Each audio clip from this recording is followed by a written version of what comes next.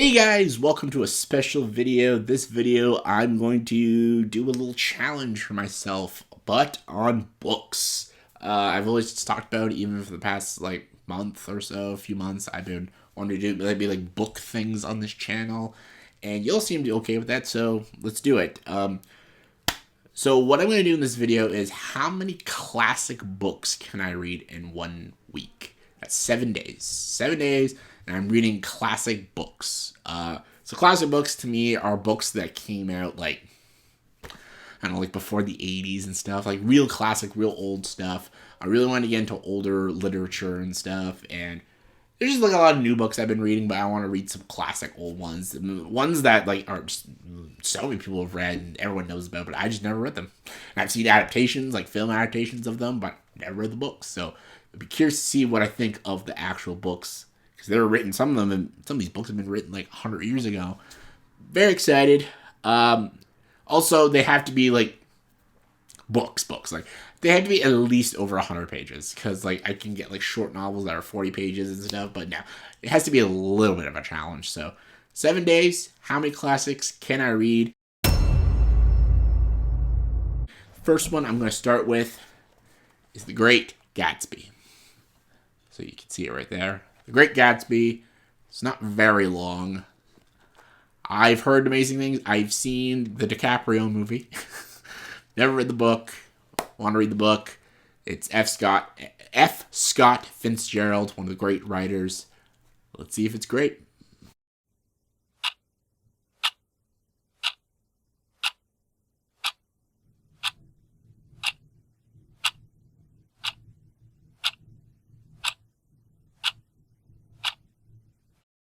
Yes, I did just sit here with the camera and read the whole book.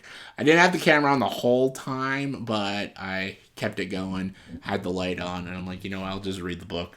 And I literally was just gonna read a couple chapters while still sitting here, but I ended up reading the entire thing. It only took me like 2.5. What long has it been? It's been 2.5 hours. It didn't take very long because I could read pretty quickly. It's only 100 and how long is it? 150 pages. This book is a fucking masterpiece. This is amazing. It's a fantastic book about the wealth and it's about the poor and it's also about how money can it can give you all these things but it can't always give you love. It can't always give you happiness and stuff. It is such a cool story. The character of Gatsby is also fascinating. The love story is really good. F. Scott Fitzgerald's writing is just so good. It's so simple, kind of like Hemingway, but it's easy to grasp, easy to understand, and he really puts you into the setting when you're reading it. It's not just a book about dialogue, it's a book about feeling, and it's a book about placement. And Scott Fitzgerald does an amazing job. This is a 10 out of 10 masterpiece of a book. This is one of the best books I've read, one of the best classic books. So this is incredibly good. I don't know what else I don't know what I'm gonna read next. This is amazing. I gotta figure it out. I still have the rest of the night to pick the book. I'll record it if I pick it. So yeah, on to the next one. All right, it's day 2 of the classic reading challenge. Next, I'm going to be reading The Picture of Dorian Gray by Oscar Wilde. Not a very long book either. I ordered the leather-bound edition from Amazon, and this is what they sent me. This ugly paperback book. I'm like, that's not what I ordered. But I'm gonna read it, and if I love it, I'm going to order it again and get a proper edition of this book because this is a classic. And check it out. It's a classic gothic horror. It's Dorian Gray. I know about Dorian Gray, but I've never read the book about Dorian Gray. So let's get to it.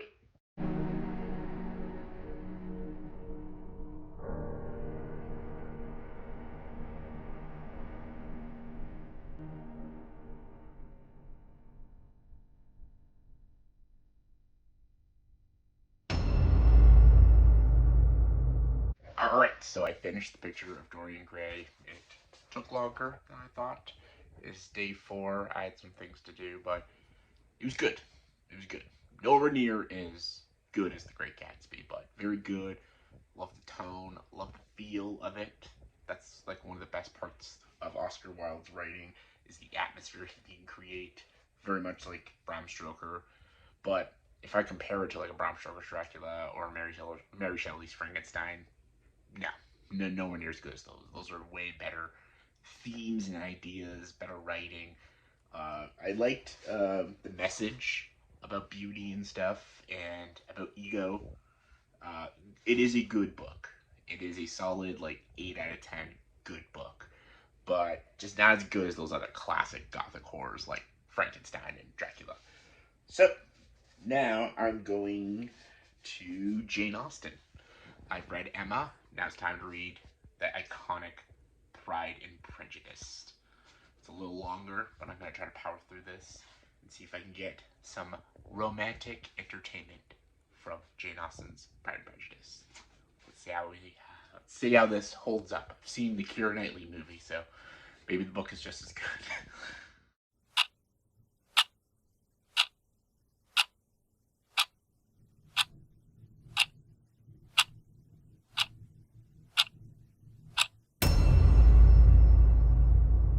Well, just finished Pride and Prejudice, a classic Jane Austen romance. Great book, very good. The romance between Elizabeth and Mr. Darcy is beautiful. They both have to overcome their pride and their prejudice to be together. I've seen the Keira Knightley movie, directed by Joe Wright. Very good movie. But man, the book is just better. It's just more detailed. It goes into more details about the characters, even the characters that were in the movie that don't say much. They're like huge characters in the book. Really good. Jane Austen's such a good writer, so she is one of the greats for a reason. This was just, it's so delightful. It was entertaining. It was enjoyable. It really put me back into the 1800s. It is just damn good. So I would highly recommend Pride and Prejudice. Solid 9 out of 10. I'm enjoying these classics that I'm reading. Haven't disliked a single book so far. So let's see. Let's head to the bookshelf. And what is next? All right.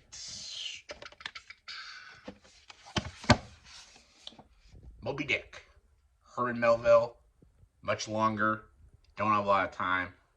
This probably be the last one. Let's check it out. All right. It's been a solid week now, and I have read 4 classic books this entire week. Combined together is almost over 1,300 pages in 7 days. Pretty impressive, right? I know some people could easily do that, but to me, this is extremely impressive. I've never read that much in 1 week. Usually, like when it comes to like a 1,000-page book, it takes me like 3 weeks to finish it. But I pound the pavement. I was reading all the time when I wasn't working. I was reading on my break.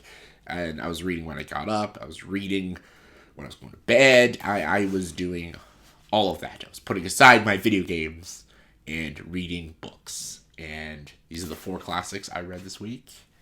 And I'm going to give a quick little ranking. The best one I read was The Great Gatsby by F. Scott Fitzgerald.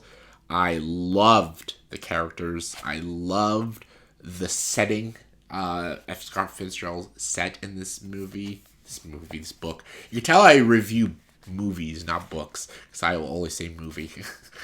It is a decent movie, though. Leonardo DiCaprio. That's a Baz Luhrmann movie. This book is so good, though. The writing is so good. The characters just feel so real. It feels like I'm in this dining room talking to these people, and the characters that you hate, you legit hate them. But it's so good. It's beautifully written. There's a reason this is one of the all-time greats, and it is one of the greatest classics I've read. It is fantastic. 10 out of 10. Masterful piece of writing. I actually wish it was longer. I would have kept going with it, but yeah, to me, this was the best one out of the 4 classics I read. The second best was Jane Austen's Pride and Prejudice. I did read one Jane Austen book, Emma, which was good. This is a lot better. This was very beautiful, too. Very beautiful love story. very entertaining, very engaging. There's some of the language in this book I actually had to Google what the hell they're even talking about, because this was written a long time ago. But I love the romance, Mr. Darcy and Elizabeth. It's very beautiful. They both have to work on their Pride and Prejudice, like the title. Clever. It's good. Again, I've seen the movies. I've seen pretty much all the movies that are kind of based off of these. The Keira Knightley movie. The book is better though. Like the writing, Jane Austen's writing is just so good, so sophisticated. I always had to try to keep up because her writing was just so smart. I'm like, I feel like a dumbass reading this, but really enjoyed it. I do want to read more Jane Austen books. I've read this and Emma. Maybe I can read Sense and Sensibility next. So, but yeah, very good. This was my second favorite out of the 4 I read. My third favorite was Moby Dick, Herman Melville. This one was the hardest to read because there's just a lot of dense things in this book. It's very well written too, though. Herman Melville's writing is fantastic. I almost this is when I was halfway reading this, I realized I can actually now read classic books. I can understand what they're talking about, and I understand the language, and I understand what they're trying to say. It's sometimes it's hard to pick up what they're trying to say, but because older books are just they're much different how they speak and how they talk and how they describe things. And I know for a newer generation, if they read an old book, they'd be like, what are they talking about? But as I kept reading more classics, I was understanding the language more. Great book. There is some truly boring moments in this book, though. I will fully admit that. All the stuff with the whale, amazing. So good. Very intense. The stuff on the boat and learning about the crew, some of the insanity that goes on, all great, but there is a lot of dense moments and moments that just go absolutely nowhere. This is like almost 600 pages, and it could have easily been like 350. And I think it would have been a masterful book. I think if this book was like 300 pages, it'd probably be one of the greatest books I've ever read in my life. Like I'm not kidding. There's just so much moments. I'm just like, what are they doing? Like, take this out of the book. It doesn't even need to be in it. But I still enjoyed it. I feel like if you're a reader of classic literature, Moby Dick is something you gotta read. It's like I gave it like an 8 out of 10. It was still a great book. There's just moments that have been completely cut out of the book. Now the weakest book, The Picture of Dorian Gray. I have no idea why. I said in the video, I hate this cover. It looks like a school textbook. It was good. It just didn't grab me. And I usually love like gothic books. Like I love Mary Shelley's Frankenstein and Bram Stoker's Dracula. Those were way better and well-written books than this. And it's Oscar Wilde. Oscar Wilde's one of the great writers. Very well written. There's you completely understand where he's going with the message. I don't know, it just didn't catch my interest though. And it was very short, and I thought I would like a lot more. I guess some of the writing to me was a little, I don't know, just wasn't grabbing me. This is a personal thing. It just didn't grab me like the other books. It's like 7 out of 10 for me. It was definitely the weakest one for me, but I'm glad I read it. It's a classic, and you should read it. So those are the classic books I read this week. Let me know in the comments below. Do you want me to do more videos about books and stuff and reading books? Let me know. Thanks for watching. Join the dark side.